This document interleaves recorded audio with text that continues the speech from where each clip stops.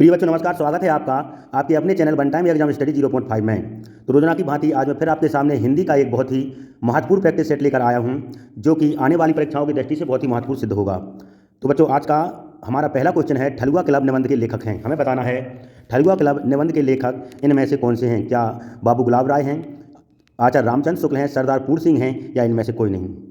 जल्दी से बच्चों सही विकल्प का चयन करें और कमेंट करके बताएं हमें कि ठलुआ क्लब निबंध के लेखक इनमें से कौन से हैं। तो बच्चों इसका आंसर हो जाएगा आपका ए फॉर अमीर का, जो है गुलाब राय ठलुआ क्लब निबंध के लेखक हैं। ठीक है बच्चों, इसलिए पहले क्वेश्चन का आंसर ए हो जाएगा। बच्चों यदि चैनल को सब्सक्राइब नहीं किया है तो सब्सक्राइब करें, लाइक करें और शेयर करें। ठीक है बच्चों, अगला क्वेश्चन है आपके सामने, रानी केतकी की कहानी के लेखक इनमें से कौन से हैं। जो आपके सामने 4 रचनाकारों के नाम दिए हुए हैं, इनमें से हमें रानी केतकी की कहानी का लेखक का नाम बताना है। ऑप्शन है आपके सामने इंसाल्लाह खां, लल्लू लाल, सरदार पूर्ण सिंह, या इनमें से कोई नहीं। जल्दी से बच्चों कमेंट करके बताएं हमें रानी केतकी की कहानी के लेखक इनमें से कौन से हैं। बच्चों बहुत ही इंपॉर्टेंट कहानी है रानी केतकी की। तो बच्चों इसका आंसर हो जाएगा आपका ये फॉर अमीर का इंशाअल्लाह खां। जो रानी केतकी की कहानी के लेखक हैं वह आपके इंशाअल्लाह खां हैं, इसलिए दूसरे क्वेश्चन का आंसर इंशाअल्लाह खां हो जाएगा। अगला क्वेश्चन आपके सामने क्वेश्चन नंबर 3, श्रृंगार रस मंडन के लेखक। आपको बताना है श्रृंगार रस मंडन के लेखक इनमें से कौन से हैं। क्या गोकुलनाथ हैं, लल्लू लाल हैं, नाभा दास हैं, या फिर विट्ठलनाथ हैं। श्रृंगार रस मंडन के लेखक आपको बताना है। 4 ऑप्शन आपके सामने दिए हुए, सही विकल्प का चयन करें। तो बच्चों इसका आंसर हो जाएगा आपका डी फॉर 2 भाई विट्ठलनाथ। जो श्रृंगार रस मंडल के लेखक हैं बच्चों वह आपके विट्ठलनाथ जी हैं, इसलिए इसका आंसर डी हो जाएगा। अगला क्वेश्चन आपके सामने क्वेश्चन नंबर 4, परिमल के रचनाकार हैं। आपको बताना है परिमल के रचनाकार कौन से हैं। क्या सुमित्रानंदन पंत हैं, गजानन माधव हैं, सूर्यकांत त्रिपाठी निराला हैं, या फिर महादेवी वर्मा हैं। परिमल के रचनाकार आपको बताना है। जल्दी से कमेंट करके बताएं हमें कि चौथे क्वेश्चन का आंसर क्या हो जाएगा। तो बच्चों इसका आंसर हो जाएगा आपका ऑप्शन नंबर ए फॉर अमीर का। परिमल के जो रचनाकार हैं बच्चों वह सुमित्रानंदन पंत जी हैं। ठीक है बच्चों, इस प्रकार चौथे क्वेश्चन का आंसर ए फॉर अमीर का यानी सुमित्रानंदन पंत हो जाएगा। अगला क्वेश्चन आपके सामने क्वेश्चन नंबर 5 कह रहा है नीरजा के रचनाकार हैं। आपको बताना है नीरजा के इनमें से रचनाकार कौन से हैं। ऑप्शन है आपके सामने सुमित्रानंदन पंत, जयशंकर प्रसाद, वियोगी हरि, या महादेवी वर्मा। 4 विकल्प आपके सामने दिए हुए, सही विकल्प का चयन करें और कमेंट करके बताएं हमें कि 5वें क्वेश्चन का आंसर क्या हो जाएगा। नीरजा के रचनाकार बच्चों आपको बताना है। तो बच्चों इसका आंसर हो जाएगा आपका ऑप्शन नंबर डी फॉर 2 भाई महादेवी वर्मा। नीरजा के जो रचनाकार हैं बच्चों वो महादेवी वर्मा जी हैं। ठीक है बच्चों, इसलिए इस क्वेश्चन का आंसर डी हो जाएगा।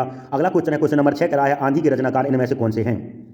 आंधी के रचनाकार आपको बताना है। ऑप्शन है आपके सामने निराला, जयशंकर प्रसाद, वियोगी हरि, या महादेवी वर्मा। आंधी के रचनाकार बच्चों जल्दी से बताएं। बच्चों चैनल को सब्सक्राइब नहीं किया तो सब्सक्राइब करें, लाइक करें और शेयर करें, ताकि मैं आपके लिए ऐसी वीडियो अपलोड करता रहूं। आंधी के रचनाकार आपको बताना है। तो बच्चों इसका आंसर हो जाएगा आपका बी फॉर बॉम्बे, जयशंकर प्रसाद जो हैं वह आंधी के रचनाकार हैं। इस प्रकार 6वें क्वेश्चन का answer Jaishankar Prasad option number B सही हो जाएगा। अगला क्वेश्चन आपके सामने क्वेश्चन नंबर 6 कह रहा है निम्न में जयशंकर प्रसाद की रचना है। जयशंकर प्रसाद जो है बच्चों बहुत ही इंपॉर्टेंट है हमारे लिए, इनकी सभी रचनाएं हमें याद करनी है।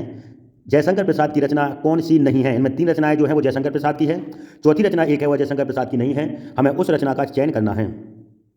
जल्दी से बच्चों चयन करें जयशंकर प्रसाद की रचना इनमें से कौन सी है।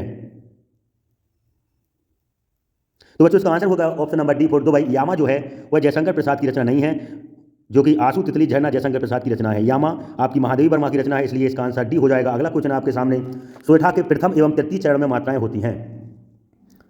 सोरठा के प्रथम एवं तृतीय चरण में कितनी कितनी मात्राएं होती हैं। ऑप्शन है आपके सामने 11-11, 13-13, 16-16, या 24-24। जल्दी से कमेंट करें बच्चों सोरठा के प्रथम और तीसरे चरण में कितनी कितनी मात्राएं होती हैं। तो बच्चों इसका आंसर हो जाएगा आपका ए फॉर अमीर का।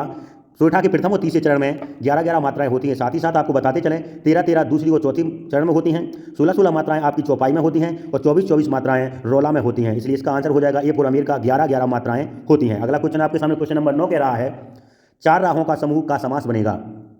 जो 4 राहों का समूह होता है उसका समास क्या बनेगा। क्या 4 मार्ग, क्या चौराहा, या 4 राह, या इनमें से कोई नहीं। 4 राहों का समूह का समास बनेगा। जल्दी से बच्चों कमेंट करें कि इस क्वेश्चन का आंसर क्या हो जाएगा। तो बच्चों इसका आंसर हो जाएगा आपका बी फॉर बॉम्बे। चौराहा है, जो चौराहा का हम जब विच्छेद करते हैं तो 4 राहों का समूह हो जाएगा, इसलिए इस क्वेश्चन का आंसर बी फॉर बॉम्बे चौराहा सही होगा। अगला क्वेश्चन आपके सामने क्वेश्चन नंबर 10, पत्थर का तत्सम होता है। हमें पत्थर का तत्सम बताना है। ऑप्शन है आपके सामने पत्थर, शिला, प्रस्तर, या इनमें से कोई नहीं। पत्थर का तत्सम रूप बताइए। क्या पत्थर होता है, क्या शिला होता है, या प्रस्तर होता है? जल्दी से कमेंट करके बताएं कि 10वें क्वेश्चन का आंसर क्या जाएगा। बच्चों जी चैनल को सब्सक्राइब नहीं किया, सब्सक्राइब करें, लाइक करें और शेयर करें। तो बच्चों 10वें क्वेश्चन का आंसर हो जाएगा आपका सी फॉर चेन्नई प्रस्तर। जो पत्थर का तत्सम होता है बच्चों वह प्रस्तर होता है, इसलिए 10वें क्वेश्चन का आंसर सी फॉर चेन्नई चला जाएगा। अगला क्वेश्चन आपके सामने क्वेश्चन नंबर 11। कमल का पर्यायवाची है, हमें बताना है कमल का इनमें से पर्यायवाची कौन सा है। क्या पंकज होता है, या जलद होता है, या नीरद होता है, या फिर अम्बुद होता है? जल्दी से बच्चों कमेंट करें कि 11वें क्वेश्चन का आंसर क्या हो जाएगा। हमें बताना है कमल का पर्यायवाची।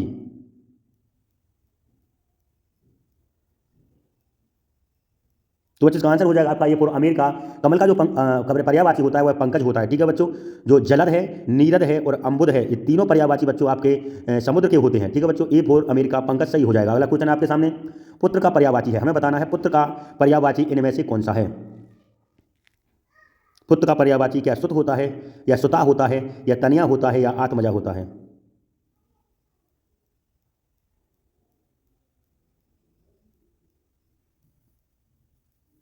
पुत्र का पर्यायवाची बच्चों जल्दी से कमेंट करके बताएं क्या होता है। तो बच्चों इसका आंसर हो जाएगा ऑप्शन नंबर ए फॉर अमीर का सुत।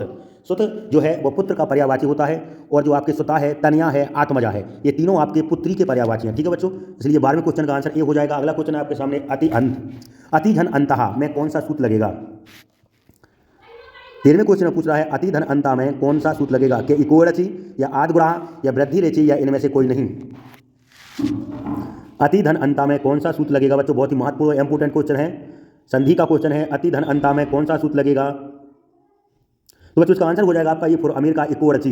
यह यर संधि का उदाहरण है बच्चों, इसलिए इको रचि सूत्र लगेगा। ठीक है बच्चों, आदि गुणा जो है यह गुण संधि का है, वृद्धि रेचि जो वृद्धि संधि का है। ठीक है बच्चों, इस प्रकार 13वें क्वेश्चन का आंसर ए फॉर अमीर का इको रचि आपका सही हो जाएगा।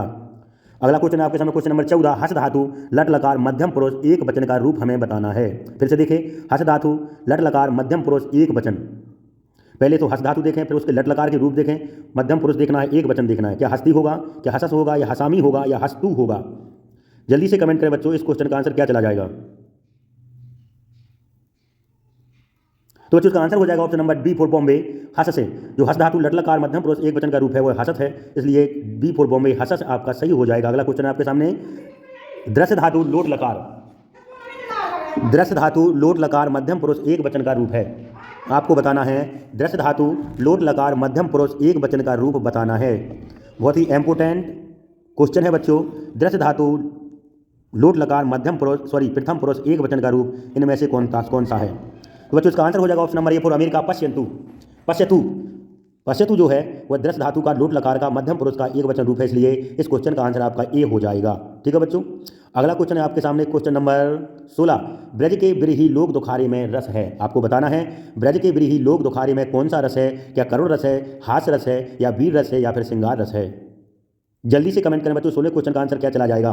यदि चैनल को सब्सक्राइब नहीं किया तो सब्सक्राइब करें, लाइक करें, शेयर करें, ताकि मैं आपके लिए ऐसी वीडियो अपलोड करता रहूं। 16वें क्वेश्चन का आंसर ब्रज के बिरही लोक दुखारे में कौन सा रस होगा। तो बस उसका आंसर हो जाएगा ऑप्शन नंबर ए फॉर अमीर का करुण।